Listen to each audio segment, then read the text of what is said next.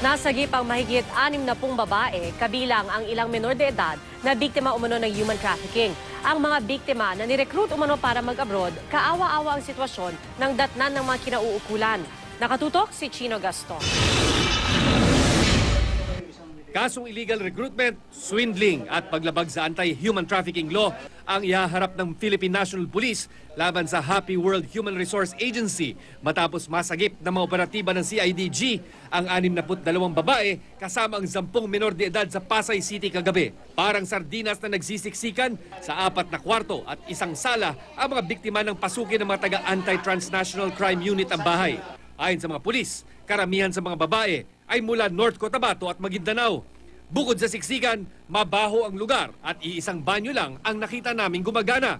Isang tasa lang daw ng kanin ang kanilang rasyon sa kada araw at pinagbabawalan pang gumamit ng cellphone. Sinugod ng mga pulis ang bahay matapos isumbong ng isang nakatakas na babae ang kahina-hinalang recruitment operation ng kumpanya. May isang babae rin daw sa loob ng bahay na humingi ng tulong sa informant dahil ibig na nitong tumakas. Allegedly ang sinabi sa kanya, ito ang maging taon mo, and then nakita daw nung ating complainant na pinapalitan yung passport ng kanyang picture at nag-iba ang kanyang pangalan.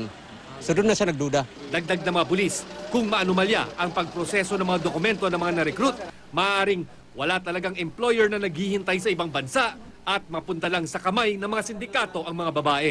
Usually ang mangyayari dyan is that pagdating doon, walang employer, so natatraffic sila. And then ang Philippine government will now be rescuing them again in other countries. Depensa naman ng caretaker ng Happy World, lehitimo ang kanilang operasyon. Mahigit 5,000 na raw ang kanilang napapadalang recruit sa ibang bansa. Nagkataon lang daw na kalilipat nila ng inuupahang bahay kaya ganito ang estado ng tirahan ng mga kababaihan.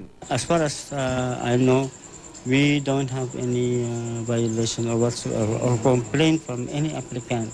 Gayunman, walang malinaw na sagot kung para sa anong trabaho ni-recruit ang mga babae. Tikom ang bibig ng mga na-recruit nang subukan namin kausapin matapos sumailalim sa pagsusuri. Nadiskubre na pineke ang mga birth certificate at mga pagkikilanlan sa mga menor de edad na biktima.